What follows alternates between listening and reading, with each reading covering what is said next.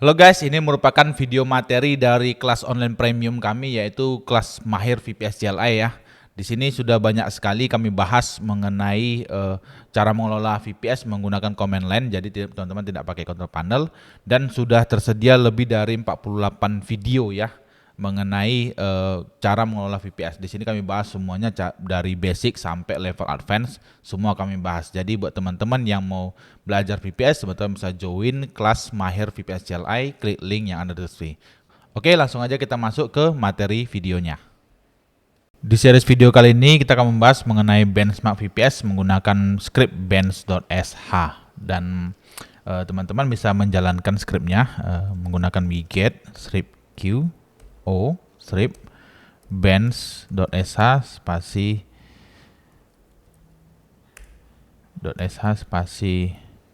tanda pemisah ya, bus gini, enter.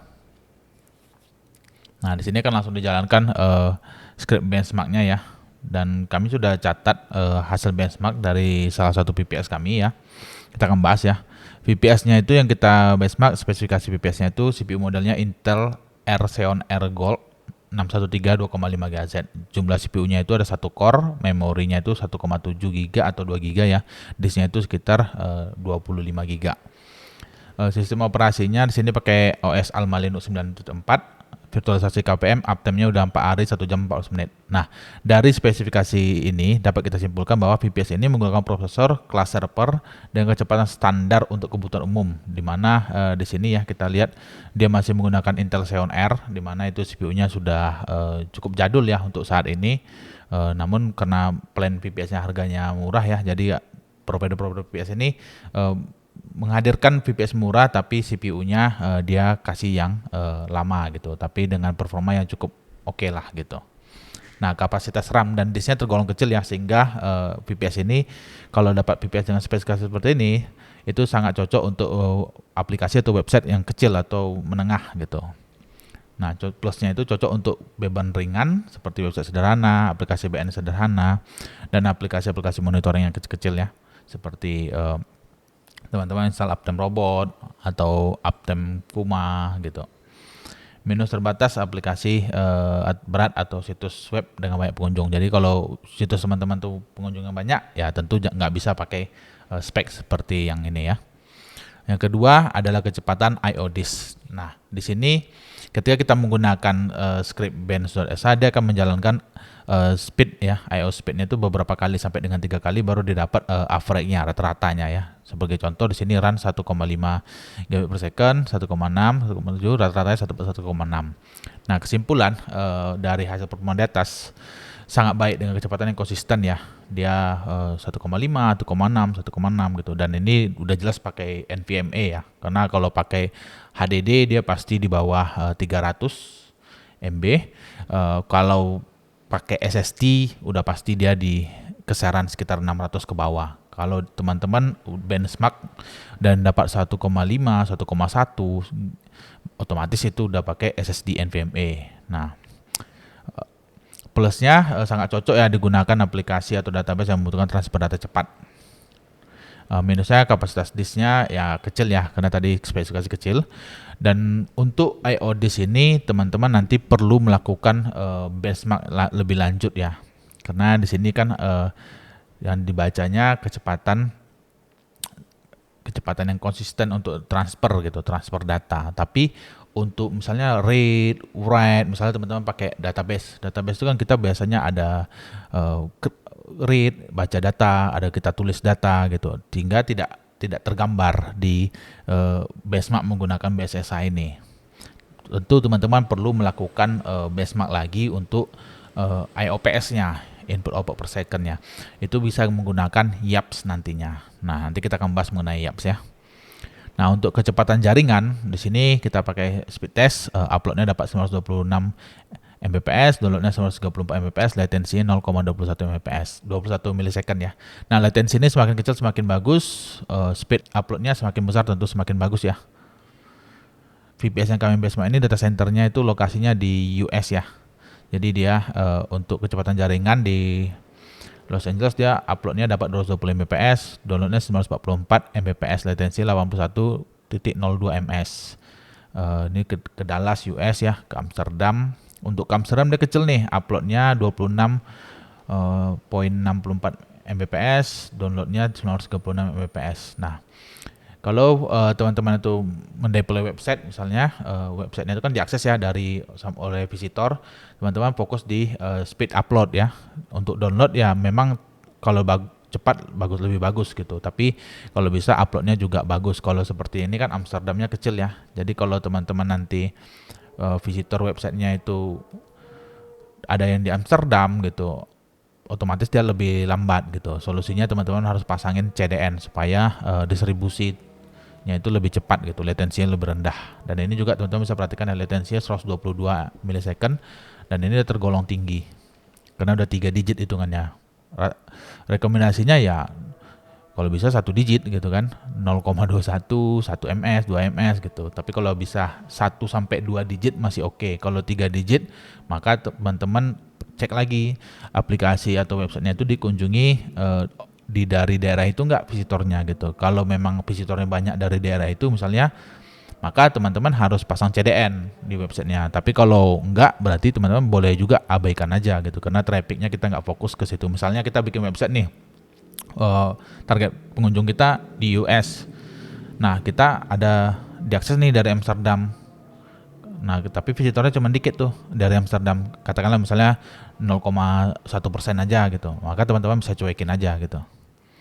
Nah, kecepatan jaringannya seluruh sangat bagus ya, latensinya rendah di wilayah AS karena memang VPS yang kita benchmark ini lokasinya itu ada di AS, Amerika ya. Nah, ini yang mengenai pembahasan input output operation per second. Nah, untuk IOPS ini nggak kelihatan ya kalau teman-teman menggunakan bench.sh. Nah, tapi teman-teman bisa lihat nanti menggunakan script YAPS. Jadi kalau kita jalankan YAPS,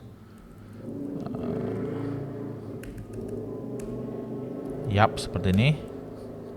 Nah, nanti kita akan dapat data IOPS-nya. Nah, di sini teman-teman bisa lihat di sini ada dibagi ya, ada block size 4K, block size 64K, 512K, 1M. Nah, kapan kita pakai 4K, 64K, 512 dan 1M. Nah, kalau teman-teman perhatikan di sini IOPS yang paling besar itu pada saat di block size 4K. Block size 4K ini banyak dipakai untuk aplikasi database dengan operasi read write yang kecil gitu, tapi sering gitu. Kalau kita aplikasi kita kan ada orang input datanya dibaca lagi. Nah, itu teman-teman fokus cari VPS yang IOPS-nya itu gede, yang di block size 4K. Kalau website teman-teman itu mainnya di database, misalnya teman-teman punya aplikasi back-end office, back office ya, seperti aplikasi akunting, aplikasi purchasing, aplikasi inventory. Nah, itu kan biasanya inputannya cepat gitu, sering gitu. Teman-teman sering create data, read data, delete data gitu. Nah, itu teman-teman fokus ke yang ini, block size 4K. Nah, kalau block size 64K itu pengelolaan file besar atau streaming data gitu. Itu teman-teman kalau kita mau butuh nih aplikasi untuk website streaming gitu, nanti orang sering streaming datanya, maka teman-teman bisa ambil yang 64 block size-nya tuh, yang cari yang IOPS-nya tuh di 64K-nya tuh gede gitu. Nah, kalau ini kan lumayan ya, block size 4K-nya dapat 82, untuk block size 64K-nya dapat 67. Ini lumayan oke nih. Nah, untuk block size 512K itu cocok untuk melakukan transfer file besar seperti server backup atau media server gitu. Kalau teman-teman sering transfer file, nah maka teman-teman cari nih block size yang 512K-nya gede. Cari ini total IOPS-nya yang gede. Nah, untuk block size 1M untuk aplikasi yang mengakses data dalam chunk besar gitu, IOPS-nya rendah karena block size yang lebih besar mengurangi jumlah operasi disk yang dilakukan per detik. Jadi kalau semakin besar filenya itu, operasi disknya itu semakin mengurangi, makin berkurang gitu.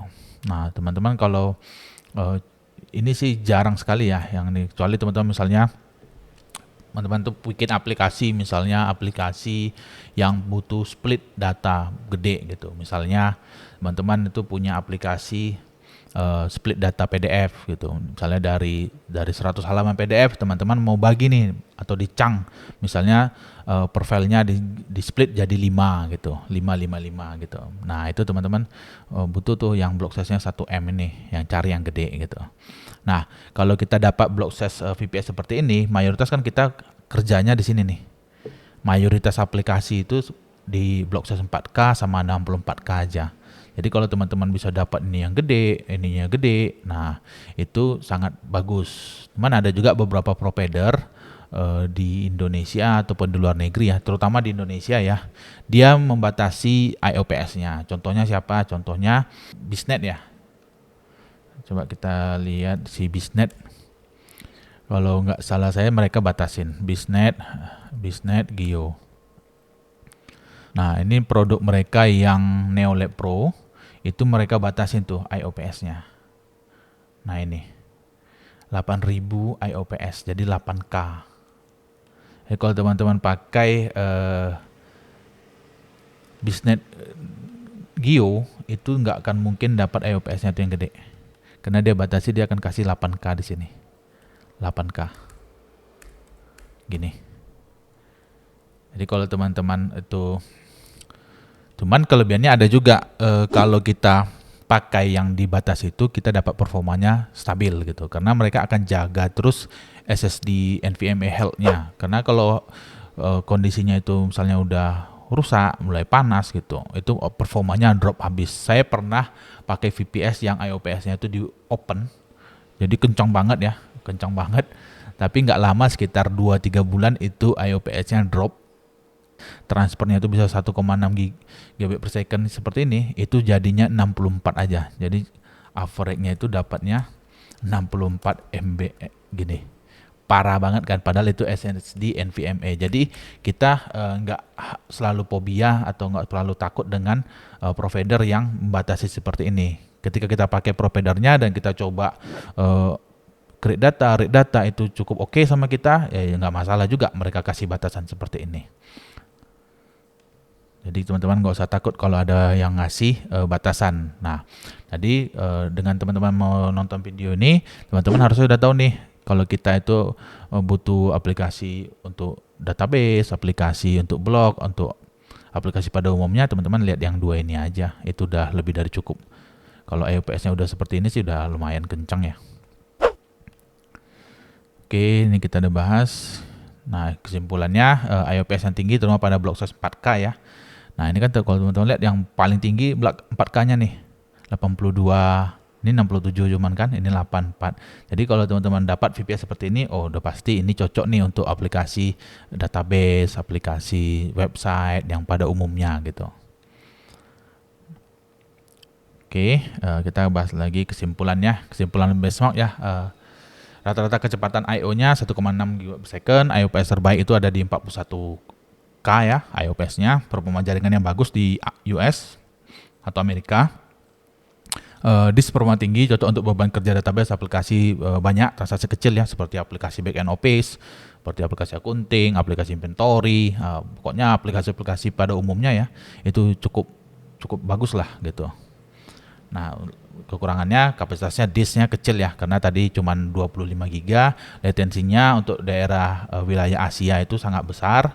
Jadi teman-teman kalau pakai nemu VPS yang seperti ini, lokasinya itu speednya itu bagus di US, tapi teman-teman visitornya itu ada di Asia. Nah, kalau teman-teman masih mau pakai VPS-nya, teman-teman bisa pasang CDN. Tapi kami sangat merekomendasikan teman-teman itu menggunakan VPS di mana visitor teman-teman itu paling banyak berada. Jadi misalnya kita punya website, kita cek aja analitiknya. Analitiknya visitornya itu datang dari negara mana. Misalnya dari Indonesia. Oh, oke, berarti teman-teman itu fokus cari VPS yang ada di Indonesia. Misalnya VPS di Indonesia nggak cocok nih, nah, paling jauh teman-teman pakai yang Singapura. Jangan teman-teman pakai yang US gitu. Oke, demikian ya benchmark VPS. Sini kita ganti aja namanya, jadi satu slide aja ya, benchmark VPS. Nah, karena kita udah bahas tadi juga mengenai IOPS ya di YAPS. Karena di YAPS itu paling kita ceknya cuma IOPS ini aja, yang ini. Nah seperti ini kan, 4K itu dapat 84, 88. Yang 64K dia dapat 53. Ya udah, berarti ini sangat cocok nih untuk aplikasi yang menggunakan block size 4K dan 64K. Aplikasinya apa aja teman-teman bisa cek di sini. Tadi di sini kita kasih contoh ya untuk 4K itu rekomendasi untuk aplikasi apa? Aplikasi database kecil dan operasi log yang sering gitu, seperti aplikasi-aplikasi accounting, inventory, blog itu bisa. Nah ini untuk pengolahan file besar atau sedang ya, dan streaming data gitu. Teman-teman fokus. Tapi rata-rata semua sih rata-rata ngeceknya di 4K aja di sini. Saya pribadi pun ceknya di sini aja nih, yang di bagian 4K. Karena kalau untuk yang file gede ini kan 1M ini kita sangat jarang ya, sangat jarang use case-nya. Kecuali teman-teman itu untuk handle big data ya. Mungkin teman-teman lihat lagi dengan sini. Oke, demikian video mengenai benchmark VPS ya. Semoga bermanfaat. Sampai ketemu lagi.